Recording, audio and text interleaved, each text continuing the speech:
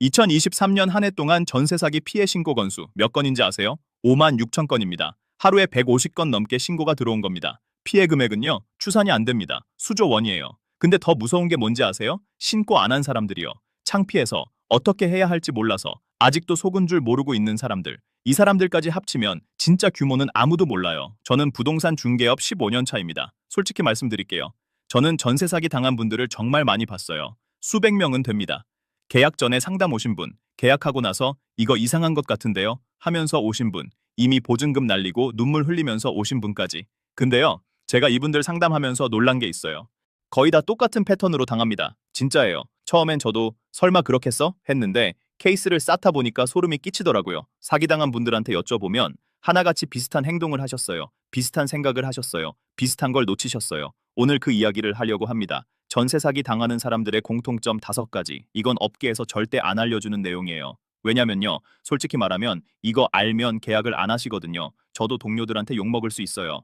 야, 너 왜 그런 거 말하냐고요. 근데 저는 더 이상 못 참겠어요. 선량한 분들이 평생 모은 돈을 날리는 걸 제 눈으로 너무 많이 봤거든요. 특히 마지막 5번째 공통점. 이건 제가 말해도 되나 진지하게 고민했어요. 근데 이걸 모르시면 진짜 큰일 나기 때문에 준비했습니다. 끝까지 보시면 아시게 될 거예요. 왜 그분들이 당할 수밖에 없었는지, 그리고 여러분은 어떻게 하면 안 당하는지. 자, 첫 번째 공통점부터 시작합니다. 첫 번째 공통점, 이거 듣고 뜨끔하실 분 많을 거예요. 싸다는 말에 뇌가 꺼집니다. 제가 상담했던 피해자분들한테 여쭤봤어요. 이 집 왜 계약하셨어요? 열의 9은 이렇게 대답하세요. 주변 시세보다 쌌어요. 급매라고 해서요.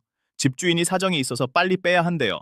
자, 여기서 질문 하나 드릴게요. 여러분이 집주인이라고 상상해 보세요. 3억짜리 전세를 내놓는데 왜 2억 5천에 내놓겠어요? 5천만 원을 그냥 포기하는 이유가 뭘까요? 상식적으로 이상하지 않으세요? 사기꾼들은 이걸 이용합니다. 일부러 싸게 내놔요. 왜냐면요, 싼 가격이 미끼거든요. 낚시할 때 미끼다는 것처럼 급매, 특가, 사정이 있어서 라는 말로 포장해서 사람들 뇌를 꺼버리는 거예요. 우리 업계에서는 이런 말 있어요. 호갱은 싼 거 찾다가 만들어진다. 웃기죠? 근데 사실이에요. 시세보다 10%만 싸도 사람들 눈이 돌아가요. 20% 싸면 이건 무조건 해야 돼. 이러면서 다른 건 아무것도 안 봐요. 등기부등본? 대충 봐요. 집주인 확인? 귀찮아해요. 어차피 싸게 잘 구한 거니까 괜찮겠지. 이러는 거예요. 근데 진짜 문제는요. 사기꾼들이 이 심리를 완벽하게 알고 있다는 겁니다. 그래서 일부러 시세보다 싸게 내놓고 시간 압박을 줘요. 이거 오늘 안 하면 다른 분한테 가요. 급매라서 빨리 결정하셔야 해요. 이러면 사람 뇌에서 경보음이 꺼져요. 냉정하게 따져봐야 하는데 조급해지니까 판단력이 흐려지는 거죠. 마트에서 오늘만 세일 보면 일단 집어드는 것처럼요. 근데 전세는 몇 천만 원, 몇 억이잖아요. 마트 세일이랑 차원이 다른 건데 심리는 똑같이 작동해요. 그럼 어떻게 해야 하냐고요? 시세 확인 반드시 하셔야 해요. 첫째, 국토교통부 실거래가 공개 시스템 들어가세요. 같은 단지, 같은 평수 전세 실거래가 바로 나와요.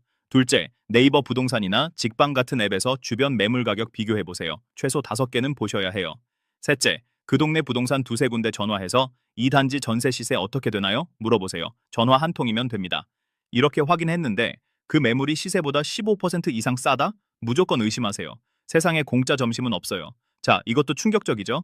근데 두 번째 공통점은 더 심합니다. 두 번째 공통점, 이건 정말 많은 분들이 실수하는 부분이에요. 등기부등본 앞장만 봅니다. 등기부등본 받아보신 적 있으시죠? 대부분 이렇게 하세요. 인터넷 등기소 들어가서 떼고 앞장 펼쳐서 아, 소유자 맞네. 확인하고 끝. 그거 갑구예요. 소유권 나오는 페이지. 근데 문제는 뒷장에 있어요. 을구요. 을구에 뭐가 있는지 아세요? 근저당권, 가압류, 전세권. 쉽게 말해서 이 집에 빚이 얼마나 붙어 있는지 다 나와요. 제가 상담했던 분 중에 이런 케이스가 있었어요. 전세 2억 5천에 계약하셨는데 나중에 집이 경매로 넘어갔어요. 알고 보니까 그 집에 근저당이 2억이 잡혀 있었던 거예요. 집값이 3억인데 근저당 2억에 전세 2억 5천이면 어떻게 되겠어요? 빚이 집값보다 많은 거잖아요. 이런 집을 업계에서 깡통 전세라고 불러요. 깡통이에요, 깡통. 열어보면 아무것도 없는. 근데 이분이 을구를 봤을까요? 안 봤어요. 등기부등본 떼긴 뗐는데 어디를 봐야 하는지 몰랐어요. 이러시더라고요. 여러분, 이게 현실이에요. 등기부등본 떼는 건 아는데 읽을 줄 모르는 분들이 대부분이에요. 자, 여기서 핵심 알려드릴게요. 전세가율이라는 개념이 있어요. 집값 대비 전세가격 비율이에요. 예를 들어 집값이 3억인데 전세가 2억 4천이면 전세가율이 80%예요. 업계에서는 이 전세가율이 80% 넘어가면 위험하다고 봐요. 왜냐고요? 집값이 조금만 떨어지면 바로 역전세가 나거든요. 집주인이 보증금 돌려줄 돈이 없어지는 거예요. 근데 여기에 근저당까지 있다? 그럼 경매 넘어갔을 때 여러분 순위가 밀려요. 은행이 먼저 돈 가져가고 남은 거에서 여러분 보증금 받아야 하는데 남는 게 없는 거죠. 그럼 이보다 더 확실한 함정이 있어요. 갭투자 집주인이에요. 갭투자가 뭐냐면 적은 돈으로 집 사서 전세 끼고 시세 차익 노리는 투자 방식이에요. 이게 집값 오를 때는 괜찮아요. 근데 집값 떨어지면 집주인한테 돈이 없어요. 애초에 자기 돈이 별로 안 들어갔으니까요. 이런 집주인 만나면 보증금 돌려받기 정말 힘들어요. 자, 대응법 알려드릴게요. 등기부등본 을구에서 근저당권 채권 최고액 확인하세요. 그 금액이랑 여러분 전세금 합친 게 집값의 70% 넘으면 위험해요. 80% 넘으면 절대 하지 마세요. 집값은 어떻게 하냐고요? KB시세나 한국부동산원 시세 검색하시면 나와요. 5분이면 확인할 수 있어요. 이 5분을 안에서 몇 억을 날리는 거예요. 자, 여기까지도 어이없죠? 근데 세 번째 공통점은 이것보다 더 황당해요. 세 번째 공통점, 이건 들으시면 설마 이런 게 있어? 하실 거예요. 집주인 얼굴을 못 봤습니다. 아니, 전세 계약을 하는데 집주인을 안 만나요? 네, 생각보다 많아요. 제가 피해자분들한테 여쭤보면 이런 대답이 나와요. 대리인이 왔어요. 집주인이 외국에 있다고 했어요. 바빠서 위임장 들고 다른 분이 오셨어요. 여러분, 이게 얼마나 위험한 건지 아세요? 전세 사기 수법 중에 가장 클래식한 게 대리인 사기예요. 진짜 집주인이 아닌 사람이 집주인 행세를 하는 거예요. 신분증 위조해서 오고, 인감증명서 위조해서 오고, 위임장 들고 와서 제가 대신 계약합니다. 하는 거예요. 제가 직접 본 케이스 하나 말씀드릴게요. 어떤 분이 전세 계약을 하셨는데 계약 당일에 집주인분이 갑자기 입원하셔서 동생분이 대신 오셨다고 하더래요. 위임장도 있고 인감증명서도 있고 신분증 사본도 있으니까 아, 서류 다 있네 하고 계약하신 거예요. 근데 나중에 알고 보니까 그 동생이라는 사람이 집주인이랑 아무 관계도 없는 사기꾼이었어요. 서류 전부 위조였던 거죠. 보증금 1억 8천만 원 그대로 날아갔어요. 이게 말이 되냐고요? 근데 이런 일이 진짜 일어나요. 요즘 위조 기술이 얼마나 좋은지 아세요? 신분증 위조, 인감증명서 위조, 심지어 등기권리증 위조까지 해요. 육안으로 구별 못해요. 전문가도 헷갈릴 정도예요. 그래서 서류만 믿으면 안 되는 거예요. 더 교묘한 수법도 있어요. 진짜 집주인이 맞는데 이미 다른 사람한테 전세를 준 집을 또 내놓는 경우 이중 계약이에요. 한 집에 세입자가 2명, 3명인 거예요. 나중에 문제 터지면 서로 내가 먼저 계약했다 싸우는 거죠. 이런 것도 집주인 직접 만났으면 뭔가 이상한 낌새 눈치챌 수 있었을 텐데 대리인만 만나니까 알 수가 없는 거예요. 자, 대응법 알려드릴게요. 세 가지만 기억하세요. 첫째, 집주인 본인을 반드시 만나세요.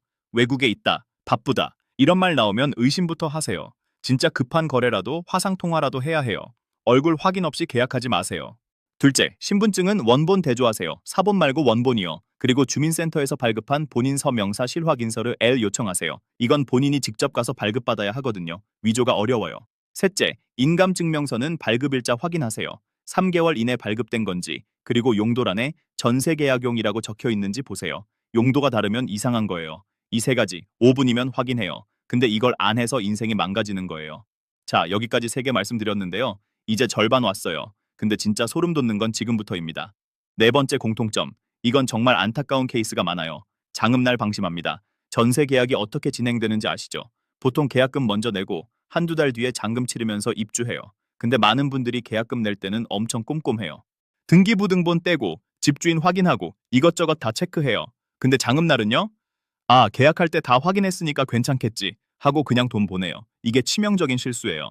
계약일과 장음일 사이에 뭐가 일어나는지 아세요? 그 한두 달 사이에 집주인이 대출을 더 받을 수 있어요. 근저당을 추가로 설정할 수 있다는 거예요. 계약할 때 근저당이 5천만 원이었는데 장음날 보니까 1억 5천이 되어 있는 거예요.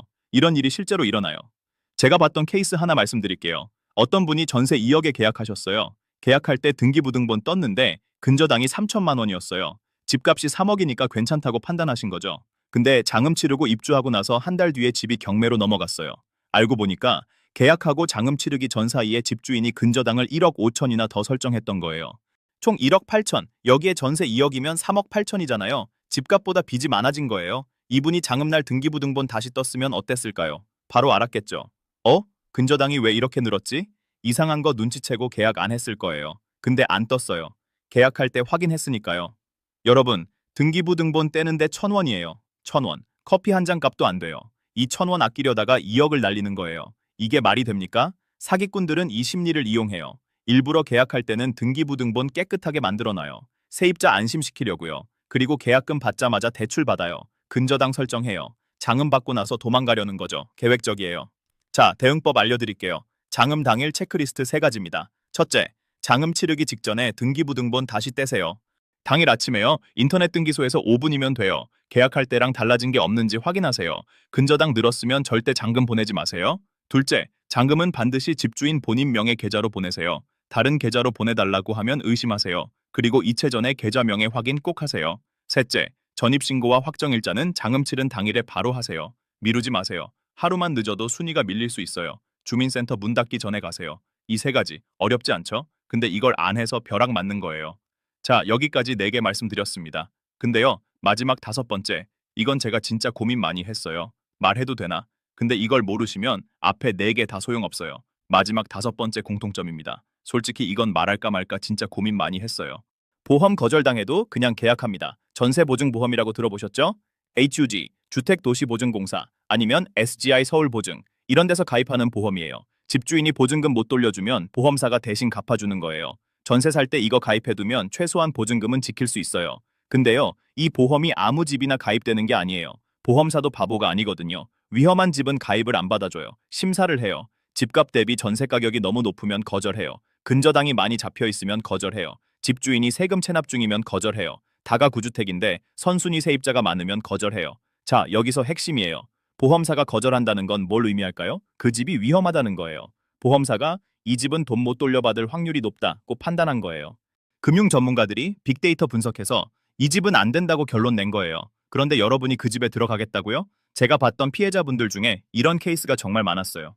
보험 가입하려고 했는데 안 됐어요. 그래서 제가 물었죠. 그래서 계약 안 하셨어요? 아니요, 그냥 했어요. 왜요? 집이 마음에 들었어요. 이사 날짜가 정해져 있어서요. 중개사가 괜찮다고 했어요. 여러분, 이게 말이 됩니까? 보험사가 이 집 위험해요 라고 경고등을 켜줬는데 그걸 무시하고 들어간 거예요. 솔직히 말씀드릴게요. 이건 운전하다가 빨간불인데 그냥 지나간 거랑 똑같아요. 사고 안 나면 다행인 거고 사고 나면 본인 책임인 거예요. 더 충격적인 거 말씀드릴까요? 일부 중개사나 집주인이 이렇게 말해요. 보험 없어도 괜찮아요.